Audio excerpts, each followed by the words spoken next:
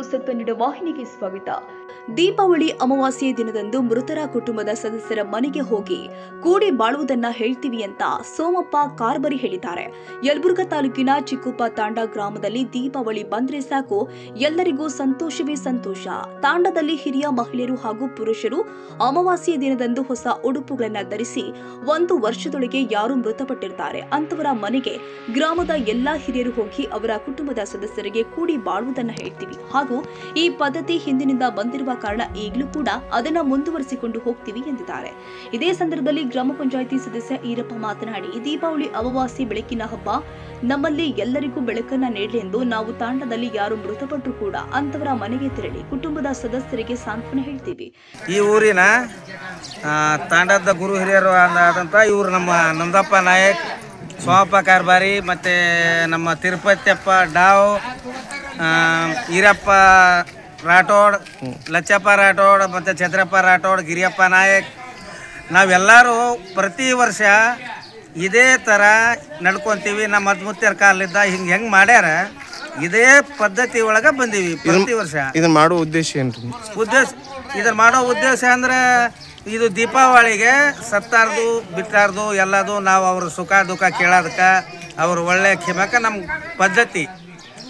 ನಾವು ಹಿಂದಿಲಿದ್ದ ನಾವು ಹೆಂಗೆ ನಡ್ಕೊಂಡ್ ಬಂದಾರ ನಮ್ಮ ಹಿರಿಯರು, ಅದರಂತ ನಮ್ಮ ಮಕ್ಕಳು ಮರಿ ನಮ್ಮ ಎಲ್ಲರೂ ಮೊಮ್ಮಕ್ಕಳು ಎಲ್ಲರೂ ಕಲೀಲಿ ಅಂತ ನಮ್ಮ ಸಂಪ್ರದಾಯ ಇದೇ ತರ ಇರಬೇಕು.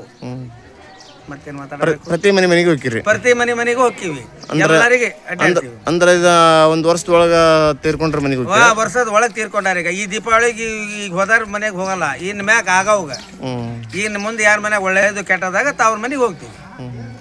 ಒಂದೇ ಮನೆ ಆಗಲಿ, 2 ಮನೆ ಆಗಲಿ, 4 ಮನೆ ಆಗಲಿ ಒಡ್ಡಾಡ ಪದ್ಧತಿ ನಮ್ಮದು. ಸರಿ. ದೀಪಾವಳಿ ಎಂಬುದು ಲಂಬಾಣಿ ಜನಕ್ಕೆ ಸಂಪ್ರದಾಯದ ಹಬ್ಬ. ಹಬ್ಬದೊಳಗೆ ಈ ದೀಪಾವಳಿ ಹಬ್ಬದಲ್ಲಿ ಏನಂದರೆ ಸತ್ತವರ ಮನೆ ಮುಂದೆ ಮನೆ ಅಡ್ಡಾಡಿ ಚಹಾ ಕುಡಿಸೋದು, ಅವರಿಗೆ ಬೀಡಿ ಕೊಡೋದು, ಆಮೇಲೆ ಸಂಪ್ರದಾಯ ಕುಣಿಯೋದು, ನಗಾರಿ ಮ್ಯಾಗ ಕುಣಿಯೋದು, ಹಾಡೋದು, ಈ ಲಂಬಾಣಿ ಸಂಪ್ರದಾಯ. ಇಲ್ಲಿಂದ ಬಡತನದ ಸ್ಥಿತಿ ಒಳಗೆ ಗೂಳೆ ಕಟ್ಕೊಂಡು ಹೋಗ್ತಾರೆ. ಆಮೇಲೆ ಕಬ್ಬು ಕಡಿಯೋಕೆ ಇಲ್ಲೆಲ್ಲೋ ಏನೇನೇ ಕೆಲಸ ಮಾಡೋಕೆ ಹೋಗ್ತಾರೆ ಲಂಬಾಣಿ ಜನ. ಬಡತನ ಸ್ಥಿತಿಯಲ್ಲಿ ಭಾಳ ಗಂಭೀರ ಪರಿಸ್ಥಿತಿಯಲ್ಲಿ ಲಂಬಾಣಿ ಜನ ಇದ್ದಾರೆ. ಅದರ ಒಳಗೆ ಮೊನ್ನೆ ಮುಖ್ಯಮಂತ್ರಿ ಸಿದ್ದರಾಮಯ್ಯನವರು ಮೀಸಲಾತಿಯಿಂದ ಕಡಿಗೆ ಭಾಗ ಮಾಡಿ ತೆಗೆದಿದ್ದಾರೆ ಅಂತ ನಮ್ಮ ಜನಪ್ರತಿನಿಧಿಗಳು ಸಿದ್ದರಾಮಯ್ಯ. ಗ್ರಾಮದ ಹಿರಿಯರು ಆದ ನಂದಪ್ಪ ನಾಯಕ, ಉಮ್ಲೆಪ್ಪ ರಾಥೋಡ್, ಶೇಖಪ್ಪ ರಾಥೋಡ್, ಗಿರಿಯಪ್ಪ ನಾಯಕ, ಲೋಕಪ್ಪ ರಾಥೋಡ್, ಲಾಲಪ್ಪ ನಾಯಕ, ಧರ್ಮಪ್ಪ ಪಮ್ಮಾರ್, ತಿಪ್ಪಣ್ಣ ಪಮ್ಮಾರ್, ಚಿಕ್ಕವ್ವ ನಾಯಕ, ಅಣ್ಣವ್ವ ಪಮ್ಮಾರ್, ಯಲ್ಲವ್ವ ರಾಥೋಡ್, ಕಮಲವ್ವ ನಾಯಕ ಇನ್ನು ಮುಂತಾದವರು ಭಾಗಿಯಾಗಿದ್ದರು.